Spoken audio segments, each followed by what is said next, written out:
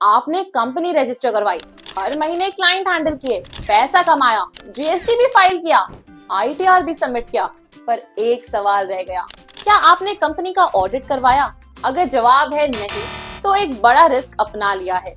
और अगर आप सोच रहे हो कि ऑडिट सिर्फ बड़े बिजनेस के लिए होता है, तो ये वीडियो आपके लिए है। आज हम एक बहुत ही इंपॉर्टेंट और कॉमनली मिसअंडरस्टूड टॉपिक कवर कर रहे हैं। कंपनी का ऑडिट मैंडेटरी है या नहीं? इंडिया में बिजनेस स्ट्रक्चर्स अलग अलग है और उनके रूल्स भी अलग। हर किसी को ऑडिट करवाना जरूरी नहीं होता, लेकिन जहां मैंडेटरी है वहां इग्नोर करने का मतलब है पेनल्टीज, कंप्लायंस नोटिस और फ्यूचर में बिजनेस ग्रोथ का ब्लॉकेज। कंपनी टाइप्स के हिसाब से ऑडिट का रूल होता है। सबसे पहले प्राइवेट लिमिटेड कंपनी।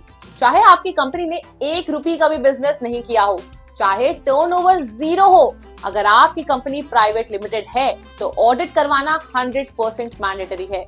इसमें कोई छुट्टी नहीं है, कोई एग्जेम्पशन नहीं है। ये कंपनीज एक्ट 2013 के सेक्शन 139 के तहत आता है। कंपनी इनकॉर्पोरेट होते ही आपको ऑडिटर अपॉइंट करना पड़ता है और फाइनेंशियल ईयर के एंड में ऑडिट रिपोर्ट रेडिट कराना जरूरी है। अगर आप ऑडिटर अपॉइंट नहीं करते या ऑडिट नहीं करवाते तो आपको हैवी पेनल्टी लग सकती है और मिनिस्ट्री ऑफ कॉर्पोरेट अफेयर से नोटिस भी आ सकता है। अब बात करते हैं LLP, limited liability partnership. LLP के लिए थोड़ा रिलीफ है। अगर आपकी एलएलपी का एनुअल टर्नओवर 40 लाख से ज्यादा है या कैपिटल कंट्रीब्यूशन 25 लाख से ज्यादा है, तब ऑडिट मैंडेटरी है। अगर इससे कम है तो ऑडिट ऑप्शनल है, लेकिन फिर भी रेकमेंडेड है। फिर बात आती है प्रोप्राइटरशिप और पार्टनरशिप फर्म्स। ये दोनों इनकम टैक्स एक्ट के अंडर आते हैं। अगर आपका बिजनेस टर्नओवर 1 करोड़ से ज्यादा है फॉर बिजनेस या 50 लाख से ज्यादा है फॉर प्रोफेशनल्स, तो ऑडिट करवाना पड़ता है। लेकिन अगर आप प्रिजम्पटिव टैक्सेशन सेक्शन 44 AD या 44 ADA के अंडर आते हो तो रूल्स चेंज हो जाते हैं। जैसे अगर आप 44 AD फॉलो करते हो और 6% या 8% प्रॉफिट डिक्लेयर नहीं कर रहे हो या लॉस शो कर रहे हो, तो भी ऑडिट मैंडेटरी हो जाता है। अब सवाल उठता है, ऑडिट का क्या मतलब है? ऑडिट का सिंपल मतलब है एक क्वालिफाइड चार्टर्ड अकाउंटेंट आपके financial records, bank transactions, bills, vouchers और एक्सपेंसेस का प्रॉपर इंस्पेक्शन करे और इंश्योर करे कि सब कुछ लीगल फ्रेमवर्क के अकॉर्डिंग है। ऑडिट सिर्फ लॉ फुलफिल करने के लिए नहीं होता, बल्कि ये एक टूल है आपके बिजनेस को फाइनेंशियली स्टेबल और ट्रांसपेरेंट बनाने का। आजकल जब फंडिंग लेनी हो, बैंक लोन अप्लाई करना हो या इवन जीएसटी स्क्रूटिनी हो, सबसे पहला डॉक्यूमेंट जो पूछा जाता है वो है ऑडिट रिपोर्ट। तो अगर ऑडिट मैंडेटरी है तो लीगल देव का क्या रोल है? लीगल देव आपका ऑडिट पार्टनर नहीं, कंप्लायंस का केयरटेकर है। यानी आपकी कंपनी का ऑडिट हमें हैंडल करने दीजिए, आप सिर्फ अपना बिजनेस ग्रो कीजिए।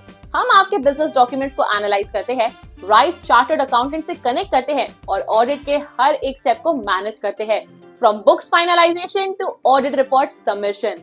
और जब बात आती है आईटीआर फाइलिंग की, तो ये ऑडिट डेटा वहां डायरेक्टली इंटीग्रेट होता है। बहुत से लोग यहाँ मिस्टेक कर जाते हैं, ऑडिट और आईटीआर को अलग अलग समझ लेते हैं, जबकि अगर आपकी एंटिटी ऑडिट लायबल है और आपने ऑडिट नहीं करवाया तो आपकी आईटीआर रिजेक्ट हो सकती है या फ्यूचर में स्क्रूटनी में आ सकती है।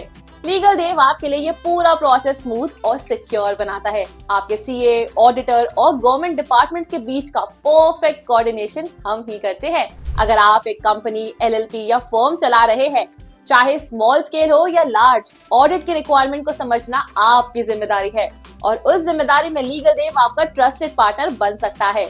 ऑडिट से लेकर आईटीआर फाइलिंग तक हर स्टेप पर लीगल देव के एक्सपर्ट्स आपको लीगल, टेक्निकल और डॉक्यूमेंटेशन सपोर्ट देंगे। हमारा एम है कि आप कंप्लायंस के चक्कर में कंफ्यूज ना हो, बल्कि कॉन्फिडेंटली अपने बिजनेस पे ध्यान दें। तो अभी एक्शन लीजिए, लीगल देव के थ्रू ऑडिट करवाइए और आईटीआर फाइलिंग के वक्त भी सेफ रहिए। Don't wait for a notice or a penalty. Stay ahead, stay compliant. अगर वीडियो हेल्पफुल लगा हो तो लाइक करना मत भूलना। किसी फ्रेंड या कलीग के साथ शेयर जरूर करो जिसको ये जानकारी काम आ सकती है। और ऐसे ही और लीगल और बिजनेस रिलेटेड अपडेट्स के लिए लीगल देव को सब्सक्राइब करो। बेल आइकन दबाना मत भूलना ताकि हर नया वीडियो सबसे पहले आप तक पहुंचे।